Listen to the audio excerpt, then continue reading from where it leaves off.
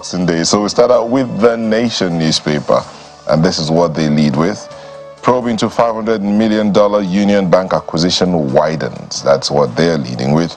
Special investigator invites ex-CBN deputy governor, others. That story has been in the media space for a few days. Yes, the former CBN governor also spoke about that. But Business Day, yes, there's Business Day to look at as well. It's quite interesting. Refining outlook brightens as Dangote PH plants. Refining outlook brightens on Dangote and PH plants is the lead story on Business Day. So hopefully, someone said when the Plateau refinery came on, she said, finally we'll hear the end of fuel scarcity and hopefully we'll see a drop in costs. And somebody else replied, drop in cost, how do you mean? The hopes that we have. The hopes that we have. Lord. But that's the lead story there. And then 6 ways Forex reform have helped Nigeria's economy. It continues on page 30. It's also there. Then this one I hope would really be sorted out real quick. Startups struggle to raise funds amid economic shocks. It continues on page 31. That conversation about funding and access to funds for startups in Nigeria is a conversation that's been going on and on, and hopefully that will be sorted real quick. But that's it from Business Day. Okay, well, let's take a look at leadership newspapers this morning. It's interesting I was starting with business today. Look at this. Leadership newspapers has this: Black Christmas in Plateau as gunmen kill 72. Terrorists kill 8. Abduct traders in Katsina. Governor Muftwang appeals for calm. Orders arrest of perpetrators. We responded to 36 distress calls in 48 hours. That's attributed to troops. So you might want to know troops where. Page 4 is where you'll find details. I know that in this season, the security agencies have also been showing what they have on the ground to make sure that we all feel safe. But despite it, this attack still happened. So there needs to be conversation as to how it is that the deployment happened and that maybe residents of this particular local government called out for help and help was late in coming, because 72 people killed in one fell swoop. That is a lot. You also find right here on the front page a number of other stories. Rivers, I will implement presidential resolutions, attributed to Fubara there. Union Bank, again, CBN investigator invites Titan Trust Bank officials. They have that story for you. So in spite of the fact that it's a holiday season, it does appear that some investigation is going on around banks and acquisitions. Look at this. Now, palliatives can't solve Nigeria's problem, attributed to Bishop Kuka. He gives out a Christmas message every year to the president. Well, whichever president is in power at that time, you certainly will hear from him. If you don't hear from him at any time, you'll hear from him around Christmas, certainly. And this is what Bishop Kuka has to say this time around. Palliatives can't solve Nigeria's problem. You have a number of other stories right here, which I might leave you to do yourself. But look at this. Israel-Hamas war, no Christmas in Bethlehem. We really need to spare a thought for the Israel-Gaza war. We need to spare thought for Palestinians. We need to spare thought for the Israelis. Page 6 is where you'll find details. We'll leave that for leadership newspapers. And turn next to the Nigerian News Direct. You know, it's an irony because Christmas actually started in Bethlehem. We hope that peace returns to the Middle East sometime soon. It's a dream and it's possible. News Direct is up next, and of course the conversation on palliatives continues as it makes the front page. We'll continue to implement palliative measures to ease burden of vulnerable Nigerians. That's ascribed to the president, and the story continues on page 6. There's just one rider. LP berates FG. LP would be the Labour Party, I believe. LP berates FG, says Nigerians are celebrating Christmas on empty stomach. So when the palliatives are exhausted, what happens? Nigerians need empowerment, and the president's administration, particularly his henchmen, should walk the talk about letting the poor breathe. I believe that's what Father Kuka is also talking about. He particularly said something significant. He says the president should reignite Nigerians' hope in the administration. So Nigerians are waiting. There are other stories to reflect on this morning. Right under the big story, listen to this one: $800 million conditional cash transfer. Politicians have no say in determining beneficiaries. That's ascribed to the NSIPA boss. So this one is huge.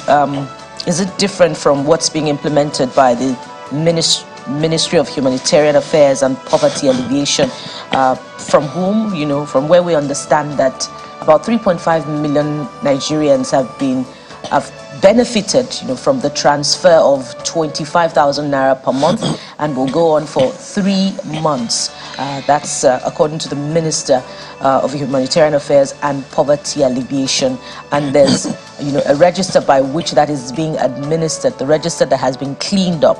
So is this different? Perhaps we'll be asking of the Minister, for clarification on how this would be administered in the coming days. Quite a number of other stories. 7 days to December 31, Forex experts cast doubt on actualization of $750 to the naira, 750 naira to the dollar target, I believe. Let's leave it there for the Nigerian News Direct.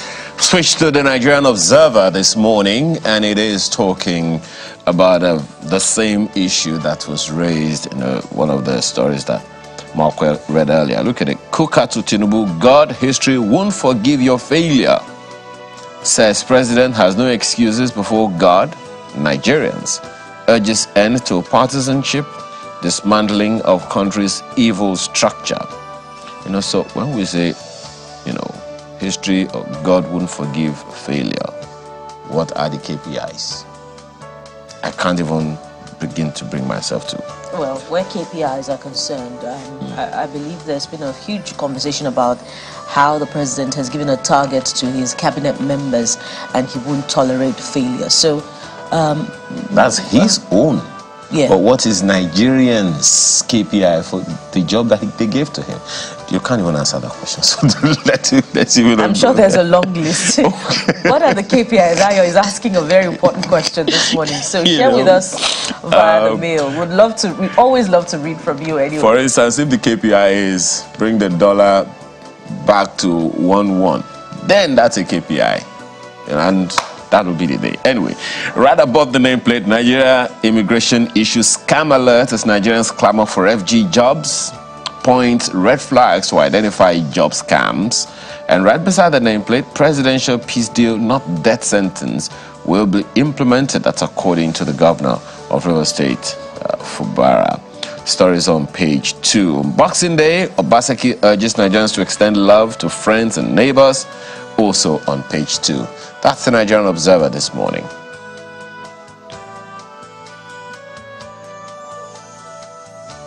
I have here Daily Trust. Yeah, I was caught doing a sneeze there. But Daily Trust is what we have here. And the lead with that sad story: 145 killed as bandits attacked 23 Plateau villages. We talked about that, and that figure, we did say that it was climbing. It's hard to, well, that's what the Daily Trust is reported. 100 and how many? 145. That's what Daily Trust is reporting. I do know that some other media platforms are reporting about 77. We reported 70, but as you said, numbers are rising. Residents seek international community's help. Governor Muftrang urges vigilance. Take ownership of security, defense chief tells Nigerians. That is debatable again. Some will say take ownership of security. How have we not owned it? What else do we need to do? There might need to be some form of training or reorientation as regards this statement credited to the defense chief.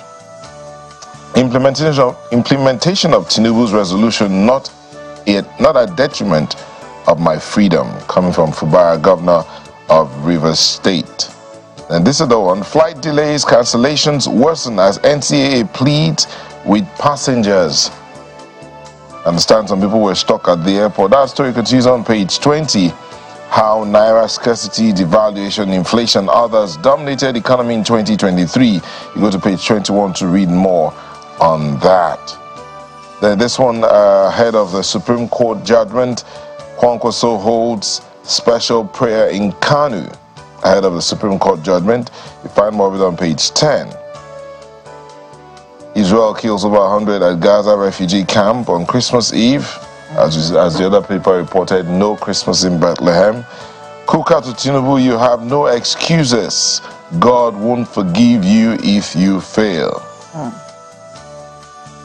Well, the president did say, we asked for the job, and we're here to do it. And he said, the president has also said he's not here to fail. He's not looking forward to failing. So we asked for it. We danced for it. We sang for it. So dear Mr. President, Nigerians will be holding you to that promise. But then this is the one. Federal workers observe Christmas without December salaries.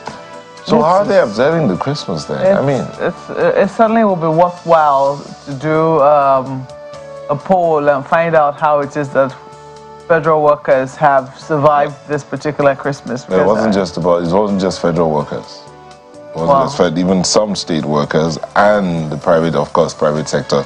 Some in the private sector also were not paid. In fact, some federal workers, I had a conversation with one of them who was paid his November salary in the first week of December.